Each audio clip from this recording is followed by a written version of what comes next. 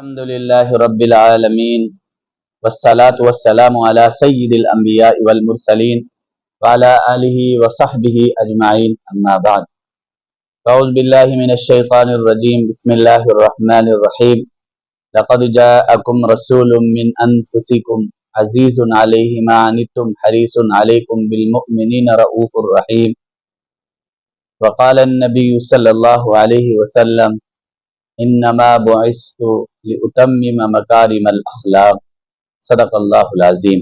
نام محمد سے دلوں کو سرور ملتا ہے، نام محمد سے دلوں کو سرور ملتا ہے، نگاہ فکر کو تازہ شعور ملتا ہے۔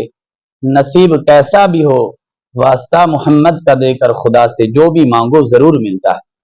میرے محترم معزز سامعین و ناظرین، کل جو میں سیرت کے حوالے سے گفتگو کر رہا تھا، جہاں سے روکی تھی وہیں سے آگے شروع کرتے ہیں۔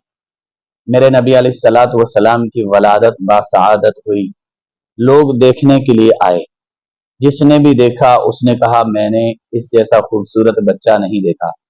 حضرت عبد المطلب بھی آئے، انہوں نے کہا میں نے نہیں دیکھا۔ حتیٰ کہ حسان بن ثابت بھی آئے اور اسی طرح دوسرے بھی آئے، ہر ایک نے دیکھا، سب نے کہا کہ ہم نے اس جیسا خوبصورت نہیں دیکھا۔ جبرائیل امین سے ہم نے پوچھا کہ تم بتا دے، جبرائیل امین تو آدم سے لے کر حضرت عیسیٰ تک تو آیا ہے، تو نے کوئی دیکھا ہو؟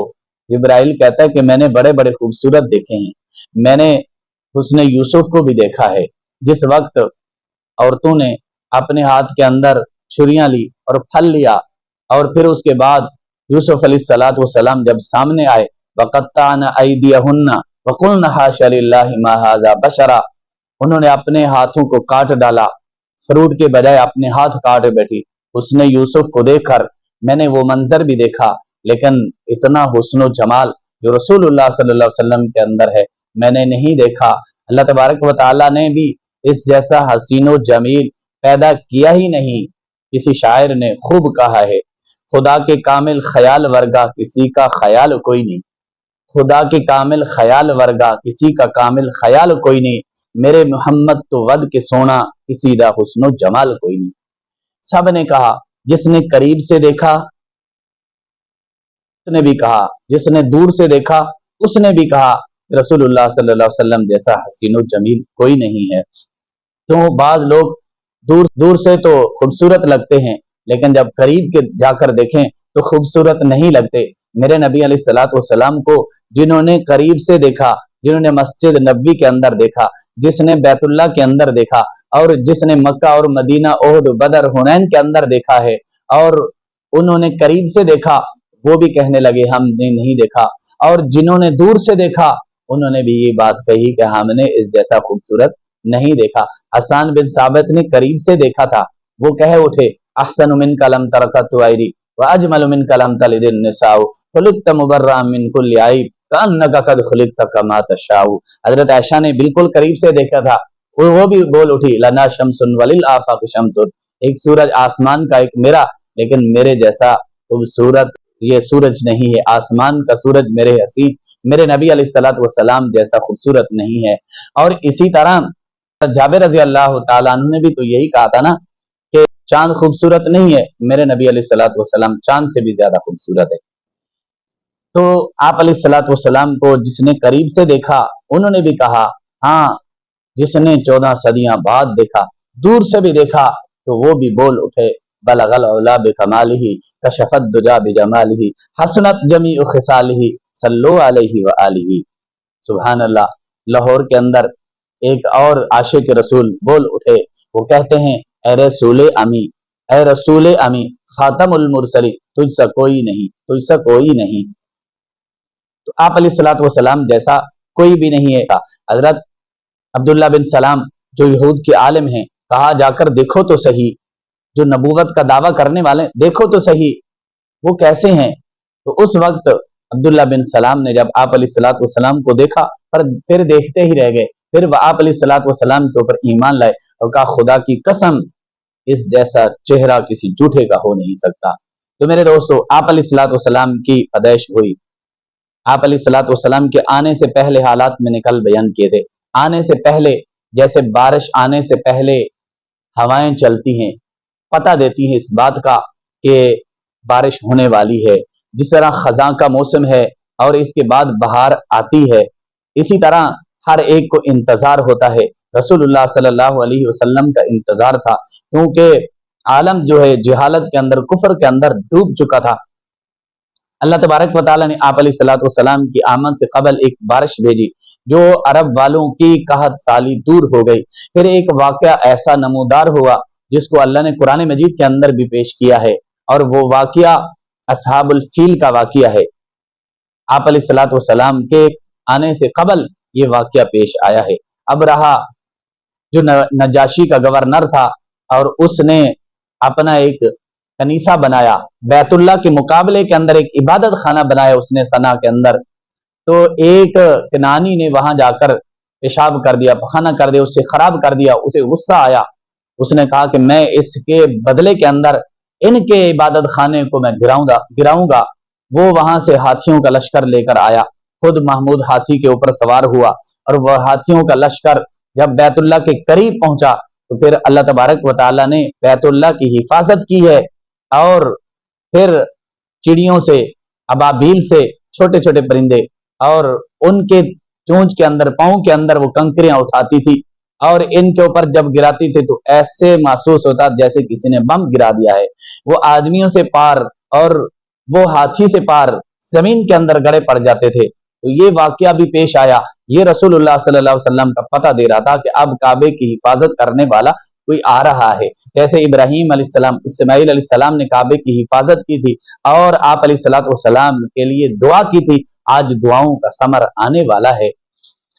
آپ علیہ الصلوۃ والسلام کے آنے سے قبل یہ ساری چیزیں ہو رہی ہیں۔ اب ہر ایک کو انتظار ہے، انسانوں کو انتظار ہے، عورتوں کو انتظار ہے کہ کوئی ہمارا حق دلا دے، بچوں کو کوئی ہمیں دفن ہونے سے بچا دے، اور اسی طرح بیواؤں کو کہ کوئی ہمارا سہارا بنے، چھوٹے بچوں کو بھی کوئی ہمارے سر کے اوپر دست شفقت رکھے۔ ہر ایک کو انتظار ہے، حتیٰ کہ فرشتوں کو بھی انتظار ہے۔ وہ فرشتے اعمال نامے لکھ لکھ کے برائی کے اور کھاتے اعمال نامے جو ہیں وہ بھر چکے ہیں۔ کوئی آئے، مومن آئے جس کے اعمال نامے کے اندر نیکی لکھی جائے۔ حتیٰ کہ آسمان بھی اس نظارے کو دیکھ دیکھ کر تھک چکا ہے کہ وہ توحید کے سجدے کو دیکھے، زمین بھی تھک چکی ہے، وہ بھی انتظار کر رہی ہے کوئی مومن آئے میرے اوپر آ کر سجدہ کرے، میں آج ان کے سجدے کی منتظر ہوں۔ اور اسی طرح جنات بھی آپ علیہ الصلوۃ والسلام کے لیے منتظر ہیں، ہر ایک انتظار کر رہے ہیں کہ رسول امین صلی اللہ علیہ وسلم کوئی آئے، ہمیں حق دلانے کے لیے آئے، بیواؤں کو حق دلانے کے لیے آئے، بے سہارا کا سہارا بننے کے لیے کوئی آئے تو صحیح۔ بالآخر اللہ نے اس دھرتی کے اوپر کرم فرمایا اور رحم و کرم فرمایا۔ پھر اس کے بعد اللہ تبارک و تعالیٰ نے رسول اللہ صلی اللہ علیہ وسلم کو اس دنیا میں مبعوث فرمایا ہے۔ آپ علیہ الصلوۃ والسلام کے آنے سے قبل حضرت آمینہ حضور صلی اللہ علیہ وسلم کی والدہ محترمہ خود فرماتی ہیں، میں نے خواب کے اندر دیکھا ہے اور ایک کرن، نور کی ایک کرن نکلی ہے جس نے شام کے محلات کو روشن کر دیا ہے، اور میں سمجھ گئی کوئی ایسا بچہ آنے والا ہے جو پوری کائنات کو معطر کر دے گا، منور کر دے گا، روشن کر دے گا۔ اللہ اکبر، سبحان اللہ۔ حضور صلی اللہ علیہ وسلم کا حسن، حضور صلی اللہ علیہ وسلم جیسا دنیا کے اندر کوئی بچہ آیا ہی نہیں ہے۔ اللہ تبارک و تعالیٰ خود فرما رہے ہیں، میں رسول کی اداؤں کو دیکھ رہا۔ فرمایا آپ علیہ الصلوۃ والسلام کا، آپ کی خواہش یہ تھی کہ میرا قبلہ بھی وہی ہو جو ابراہیم علیہ السلام کا تھا، کیونکہ پہلے آپ علیہ الصلوۃ والسلام بیت المقدس کی طرف منہ کر کے نماز پڑھتے رہے۔ آج یہی خواہش ہے کہ دل کے اندر اور آسمان کی طرف بار بار آپ علیہ الصلوۃ والسلام اپنے سر مبارک اٹھاتے ہیں، اپنی نظروں کو اٹھاتے ہیں۔ اللہ دیکھ رہا ہے، اللہ تو ہر چیز کو دیکھ رہا ہے۔ اللہ نے خاص طور پر فرمایا قد نرى تقلب وجهك في السماء، میرے محبوب آپ جب چہرہ اٹھاتے ہیں میں آپ کی اس ادا کو بھی دیکھ رہا ہوں۔ بالآخر اللہ تبارک و تعالیٰ نے نماز کے اندر یہ حکم جاری کر دیا کہ آج کے بعد صحابہ آپ علیہ الصلوۃ والسلام نماز کے اندر ہی قبلے کی طرف منہ کرنے لگے۔ تو میرے آپ علیہ الصلوۃ والسلام خوبصورت ہیں۔ پھر رضاعت کا مسئلہ آتا ہے، دودھ پلائی کا مسئلہ۔ عرب کے اندر یہ رواج تھا کہ دودھ پلایا جاتا تھا، عرب کے اندر، شہر کے اندر نہیں بلکہ دیہات سے، وہاں ایک تو زبان فصاح و بلاغت والی ملتی تھی، दूसरा माहौल अच्छा था। आप अलैहिस्सलातु वस्सलाम जब दुनिया में तशरीफ लाए तो फिर मुख्तलिफ दाइयाँ आई और उन्होंने यतीम समझ के छोड़ दिया।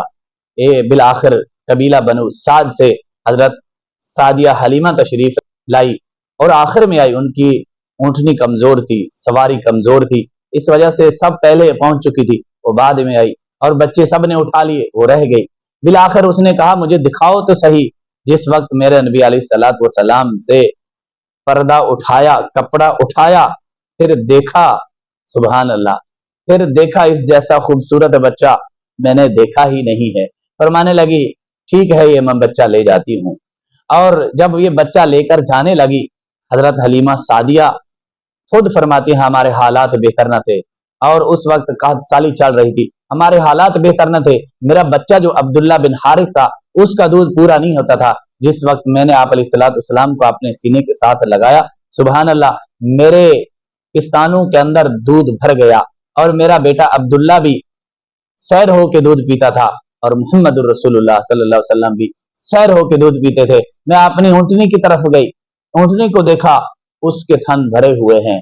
और फिर उसके बाद जब यहाँ से मक्के से अपने घर की तरफ जाने लगे तो मेरी ऊँटनी की रफ्तार भी तेज हो गई। लोग जो पहले मुझसे दाई आई थी वो बच्चे लेकर जा रही थी, मैं तो बाद में आई और बाद में बच्चा लेके जाने लगी। उस वक्त मैं मेरी सवारी उनको जब क्रॉस करने लगी तो उन्होंने कहा कि हलीमा ये ऊँटनी सवारी जो है तुमने तब्दील कर दी है। तो मैं नहीं नहीं सवारी नहीं, आज देखो तो सही सवार बदल चुका है। सुभान अल्लाह। उन्होंने कहा कि ये कहाँ से ली? उन्होंने कहा कि ये देखो तो सही, ये सवार को देखो, ये सारी इसी की बरकतें हैं।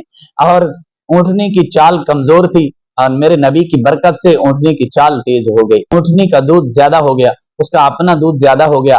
काद साली थी, बकरियों के लिए घास वगैरह नहीं था, बकरियां चराने के लिए जाती हैं और बकरियां अपना पेट भर के आ जाती हैं, सब्जा हो गया हरा भरा। और वहां से शाम को जब बकरियां वापस आती हैं उनके थनों के अंदर दूध होता है। मेरे नबी अलैहिस्सलातु वस्सलाम की ये सारी बरकातें हैं। तो जहां जहां मेरे नबी अलैहिस्सलातु वस्सलाम तशरीफ ले गए, आपकी बरकात से वहां पर आप अलैहिस्सलातु वस्सलाम की बरकत फैलती गई। किसी शायर ने खूब कहा, कदम कदम पे बरकतें, नफस नफस पे रहमतें, कदम कदम पे बरकतें, नफस नफस पे रहमतें।